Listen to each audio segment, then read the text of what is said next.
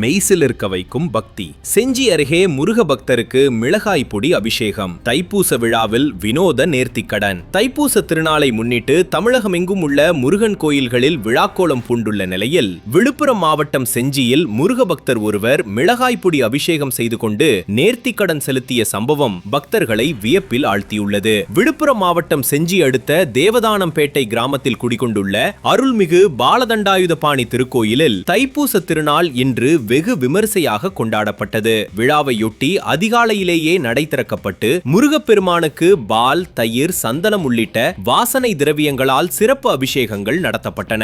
வண்ண மலர்களால் அலங்கரிக்கப்பட்ட முருகனை பார்க்க அதிகாலை முதலே பக்தர்கள் நீண்ட வரிசையில் காத்திருந்து தரிசனம் செய்தனர்.